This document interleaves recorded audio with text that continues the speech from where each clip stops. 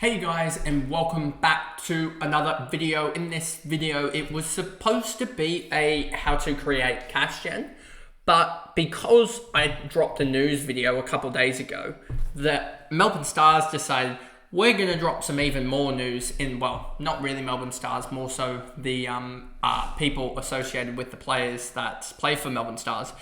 And we got Maxwell news, which was a little bit intriguing, and sort of I can link it in. And then we also got Osama Mir news, and how I'm going to link that into the cash gen video today. So this is a very much a sort of how to create cash gen, but also a Melbourne Stars update video, because we just got some news that will probably shape the BBL SuperCoach scene. So anyway, let's just jump straight into this video. I hope it's got the right... Yes, it does have the right screen showing. Let me get over to the Melbourne Stars. So the Melbourne Stars, their current lineup that I have for them is, I suspect we get this. Let me just do this. To start round one, let me just put in Glenn Maxwell here. I suspect we get that, where to start round one, Campbell Kellaway comes in. He bats 5, and then we get Marcus Stoinis to bat 4 for the Stars. I think that makes Marcus Stoinis definitely more of an option. Bo Webster at 3, definitely more of an option, especially if they've taken away Maxwell's bowling stocks. Definitely an option, because they have the 4 bowlers, 4 out-and-out bowlers, Curran the 5th bowler, and then they'll have Stoinis and Webster sort of 6th and 7th bowler. Especially with them having Mackenzie, Paris, Couch, and Steckity, if they do decide to go also another batter, in that of maybe Harper or something like that, who is probably, looking at that, given that Duckett, Boland, and Maxwell are all unavailable. You're looking at Harper, Warren, or Milo. Milo's not going to play. I don't think if they do play him, he's just he is absolutely donkey, so he'll bat like 8 and not bowl, or bowl 1 or 2 overs and bat 8. So I think Stoinis definitely has he's just flipped the corner in about 72 hours since that T20 performance against Pakistan. He's just flicked the switch. That third T20, they lost Maxwell to a hamstring injury, which puts him in doubt for round 1. If I go over to here and go over to my profile, you'll see it in here. Yeah, you can see my reaction to the draft a little bit. And I'll come up with, once we get the whole draft, I'll do another video on that. But anyway, back to BBL. You can see Neroli Meadows, first one to drop the news. She's one of my favorite, actually, in the cricket space, to be honest with you, because she's straight to the point. Scans confirm Glenn Maxwell to miss a month of cricket with grade 2 hamstring tear. If we just do grade 2 hamstring recovery time, you'll see a minimum of 4 to 8 weeks. Now, they went on the minimum side of 4 weeks. If this is 8, then he's BBL SuperCoach relevant, straight out. Doesn't matter. Pretty much irrelevant. If it's 4 weeks, he comes back for the third one, maybe is bowling, but then probably might only be bowling 1 or 2 overs, so probably pick him up, but then that's off of maybe, I don't know who exactly you'd pick him up off of. But yeah, if he does miss 8 weeks, cooked. He's absolutely cooked. So set to miss a month of cricket, had plans, etc. Touch and go for BBL opener. I guess also with him being 36, is it now? He might also take a little bit of more time than compared to another guy. So I'm preparing, and I would suggest you all do this, prepare for Maxwell not to be there. As simple as that. You got to prepare for that. And that shakes this whole thing up. Now, the other news we got, which is probably just as funny, is this. Stars leggy Osama Mir will miss the opening 3 games of BBL 14. The PCB has granted him clearance for the BBL, but it starts Boxing Day. And I hate to say, I read the article, etc. of it, and I talked to some other guys like Nathan Scooby and some other Scooble and some other guys, and we're all just laughing at this point, because I'm pretty sure if you go back through my Stars preview, my other also previews, etc., when I had Hamish Mackenzie, probably my first BBL SuperCoach team reveal when I had Mackenzie in there, I would have said this exact same thing, that Osama Mir wasn't picked for Australia, but is in line to be picked for the next series that they have. But if he isn't picked, he's going to get a dodgy NOC that doesn't allow him to play. He's not going to get given an NOC. Point right here. This is exactly what happened. Told you it was going to happen. And it's happened because Pakistan do this. They are so dodgy, so weird, and it is what it is. I don't get their exact reasoning behind it, but we get Hamish Mackenzie now, and I think Hamish Mackenzie is pretty much a must, especially compounding that with Maxwell being out. If we just look at that squad again, look at this squad again. So they have Joe Clark, keeper. Tom Rogers doesn't bowl. Webster, pace bowler / spinner, but maybe he bowls his offies. But he looks a lot better as a pace bowler, so I wouldn't be doing that. Joyner, pace bowler. Callaway, batter. Cartwright, medium pacers. Curran, pacer. Mackenzie, the spinner. Paris, pacer. Duckett unavailable. Mir unavailable, and we'll just come in when for Mackenzie straight up. Boland unavailable. Maxwell unavailable. Harper, keeper. Warren, I'm pretty sure a leggy, but I could be wrong, could be an offie. And then Milo, a medium pacer. So the only other spinner in the squad currently that is available and fit to open the season is Doug Warren, who's 39.5k. Don't expect them to play. So Mackenzie just rockets up to probably 4 overs in both games. 4 overs in both games, 8 overs. Yeah, that's absolutely huge. And in 8 overs, he's been dominating local cricket. I know that I've been a really big fan of him playing. He also can hold the willow, so I expect him to bat 8 as well, which batting 8, he could easily just somehow sneak a 20 off 10 or 20 off 12, something like that, late on in the innings. And then suddenly he gets 45 points. That's his break even. 45 points. 46 points is his break even for the whole round. Say he gets a 20 off 10, bang, that's his break even sorted. So obviously with Maxwell, and before I get on to the whole main point of this video, Maxwell's a touch and go. And you're going to need to be monitoring this situation up until when they release their sort of squad, which will be their top 13, I think, or 14. I think that BBL makes them do it about a day in advance or so of a game. If they release their top 13 for the game and Maxwell is not there, and also Doug Warren isn't in the squad, etc., which he probably will be, just given everything said and done. But if Maxwell is not in their squad to start game 1, scrap him. You do not want him on a single coming back from an injury. Even though he would have the double in round 3, I'd much rather a Jack Edwards, an Aaron Hardy, a Jamie Overton, etc. that all have doubles that are further along in the injury process, recovery process, in that of being Edwards and also Jamie Overton. But also Hardy has been playing for the international side, etc., taking wickets, etc. So I'd want those 3 over Glenn Maxwell. Maxwell's only playing 1. But obviously go back to Maxwell if he is fit, in my opinion, as he is a captain choice. Now, how do we get cash gen in BBL SuperCoach? This is a video and you'll see my squad update. I'll probably do a massive update in about a week's time or so, give or take. Given that I like to do one every 10 or so days.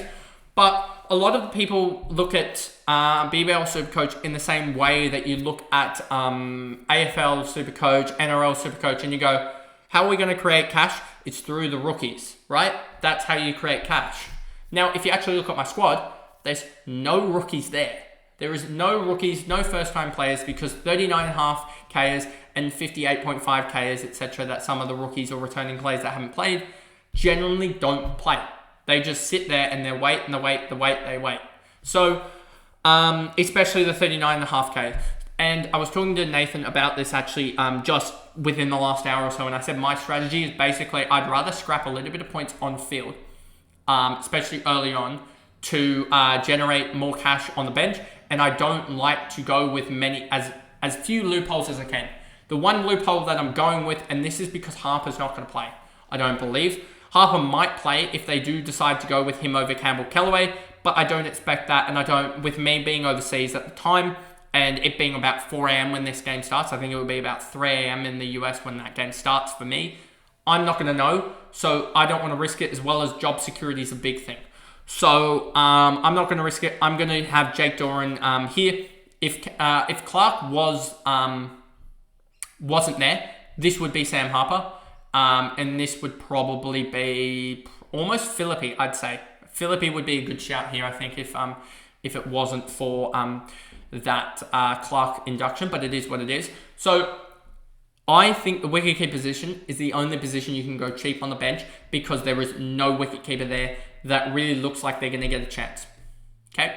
Given that we have Jake Doran is sort of the rookie wicketkeeper, and I'm selecting him because he's just going to sit there, be the loop, etc., and not make cash, because I don't think there's anyone in the wicketkeeper position that is on the bench that's going to make cash.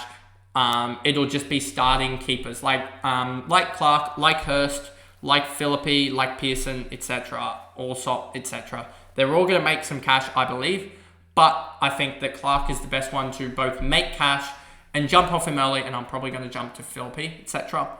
But there's no cash generation out of Doran. Then we move over to the batter bench, and you're probably wondering, what is Turner and Renshaw doing there? Why don't you just go for a Salzman? Why don't you just go for a Constas? Constas, I feel like watching him, having played against him, and Salzman himself. Salzman's the more T20 player than Sam Constas. Constas is the more long format player. Sam Constas likes to really build an innings. You'll see him constantly actually in the, I know for Green Shield, etc. A lot of the times he was like 40 off 70. And then he'd build his innings, and then just in the back 10, back 15, he would just go off. So trying to link that to T20 and him also playing more in his sort of grade slot rather than upper grade, etc., or sort of actually being up against men compared to everything else. I think that he's probably not as tuned in for the white ball formats, especially T20. I think that also if you look at the Thunder lineup, if we look at here, you'll see David Warner, Bancroft, Madison, Rutherford. I'd be running all of those guys and Ollie Davies over the likes of a Sam Constas. They also have Jason Sanger, who's going to get starts over him, and probably Matt Gilkes as well. Matt Gilkes is probably just a batter only, is going to get starts over Sam Constas, I feel like. So that's why I'm not going him, as I feel like he's more of that sort of dead pick. And the reason why I've gone for, instead of trying to find other rookies, maybe a Madison. I've thought about Madison, but I can't really get to anyone else, and I don't like the Thunder only have singles. And you'll sort of see also my theory about this as well in a second. The reason why I've gone Turner, let's talk about Turner. The reason why I've gone Turner is early double, round 2 double, I believe. Am I right in saying round 2 double? Let me just check my BBL schedule. Round 2 double is correct. Yep. So round 2 double. Then we go back here and we go to teams. No, not that one. This one. Then we go back to per scorches, and you'll see Ashton Agar. I actually expect him to miss. We know Cooper Connolly is touch and go with his thumb. Josh Inglis has BBL test commitments. Mitch Marsh test commitments. I don't think they'll go with a 5th bowler like Kelly or Beardman. Sam Fanning could be a go, but I don't think I think he will do. So I think this will be Matthew Spores. Am I right in spelling? Whoopsie, I've spelled that wrong. Matthew Spores there. And then this leaves the likes of Ashton Agar here. And this is solely down to the fact that, and I tried looking this up as well here. This is down to the fact here that Ashton Agar was batting one-handed. It looked, and I've heard that he was in a sling, etc. So I just sort of expect him to not be playing necessarily. And so I don't expect them to go with another quick. And I'm pretty sure Matt Spores is a leggy. I'm pretty sure. This is where Hamish McKenzie would have done so well at Perth if he was now there, because if he was still there, because he'd bat. Joe Richardson's not going to bat 11, by the way. That's probably Jason Baradoff, but I can't be bothered to change it. Spores is probably going to bat 7. Now, if we look at that, they've got 4 bowlers here. Then they've also got Spores, who I don't expect them to give 4 overs to anyway. Then they've got Aaron Hardy, and Spores is sort of that 5th bowler. And then suddenly Turner becomes that over or 2, potentially. They need probably 4 overs of spin, especially if they don't... where do they play first up? If we go here, they play first up at Optus, then round 2, they play at Blundstone and Marvel, which are more spinner-friendly tracks at least, so they might get an over 2 of spinners, more so. So, thinking about that, I think Turner might bat 4 as well. He's going to bat 4 or 5, probably field in the covers in first slip, and he's also going to potentially roll the arm over. And he's 70k, and then you look at historical value, so... He's got the role of a batter, which is a Laird potentially bowling a little bit, which helps. And then also a really good fielder. and he's underpriced because he had a stinker of a campaign injury-wise. He only batted once, actually, apparently, in these 3 games. He only batted once, and never before that, 34, 36, 34, 36, 27, 20.7, 44, and 47. So his lowest campaign, realistically, other than what's he priced at? 21 or whatever, 20? Something like that. Let me just check. 23. He's only had 1 campaign where he scored less than that in terms of average.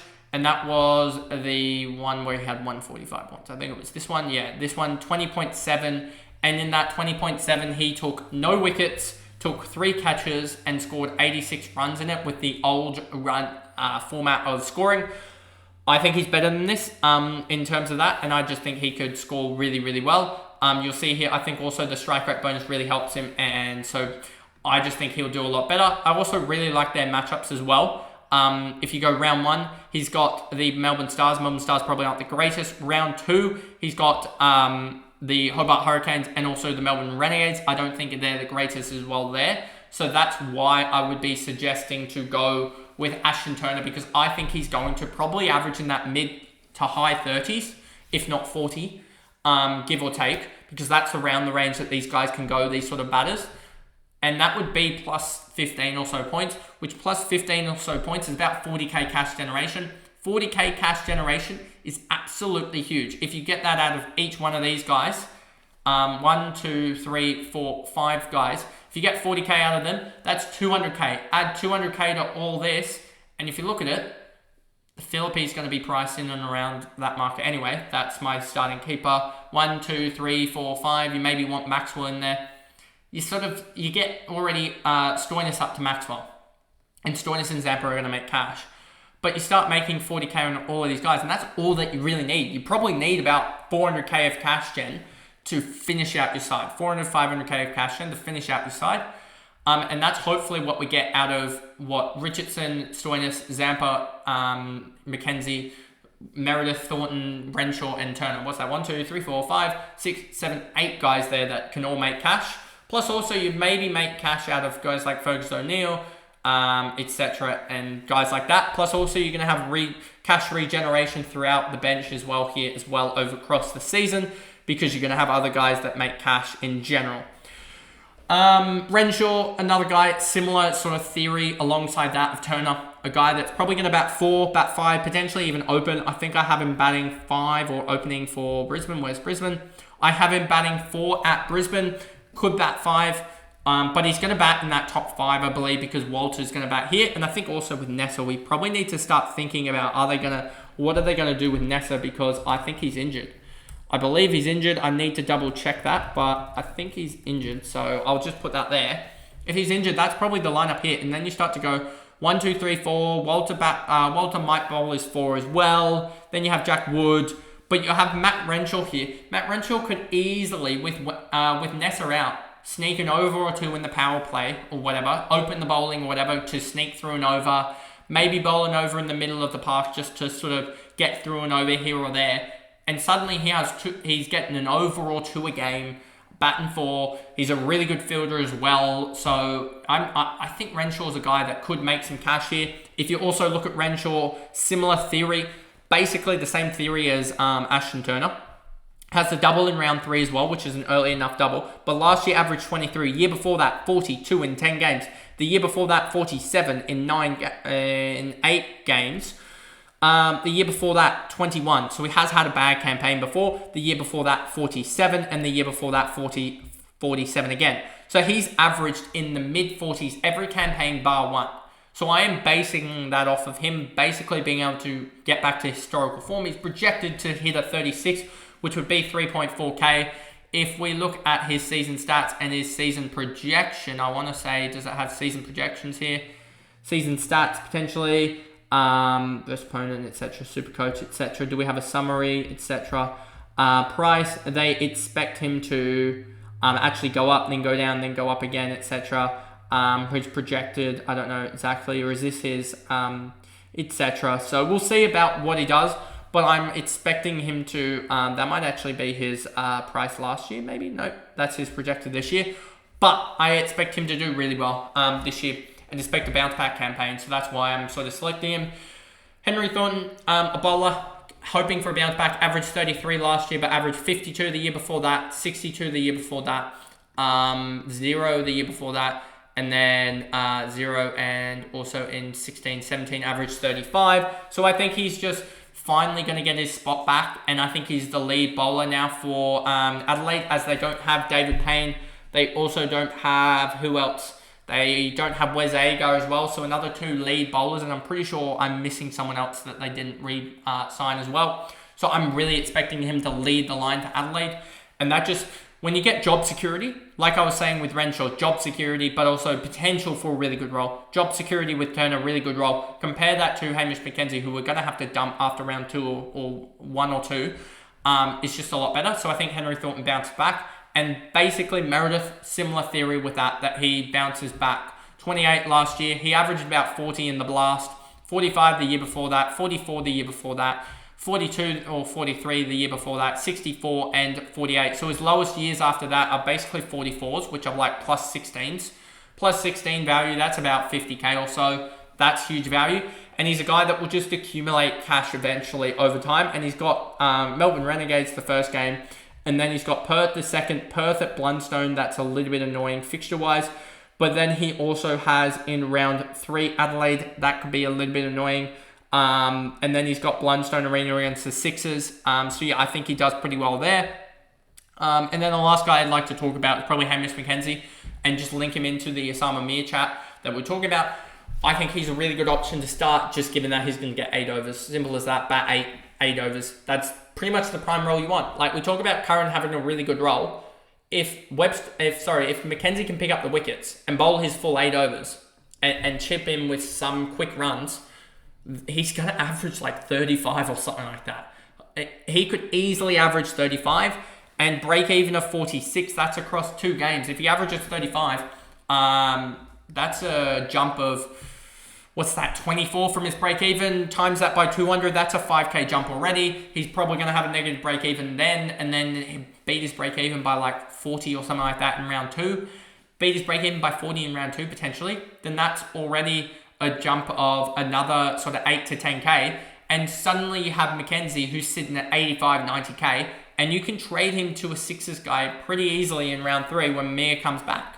But they might also play him, and they might drop Brody Couch, etc., and play the 2 spinners. I don't know exactly what they'll do, but I think Hamish McKenzie has the biggest scope to just generate cash here, given that he's got 2 games and should have the 8 overs. So anyway, that is the video they're going through, sort of how to make cash gen in my opinion, and how it's different to AFL and NRL Supercoach and Fantasy, etc. in the BBL Supercoach. Remember to like and subscribe if you're on YouTube. Turn the notification bell on. If you're listening on Spotify, remember to give me a follow so that you know when or get updated when I upload. And if you want to hear about all my sort of outside of my videos, etc., all my chats, go over to my YouTube Twitter page or my Instagram page that has all the YouTube content for the KB Sports Fantasy, and then you'll have links as well there to my normal Twitter, which I do post quite a lot on. But anyway, I'll see you guys in the next video tomorrow. Bye guys.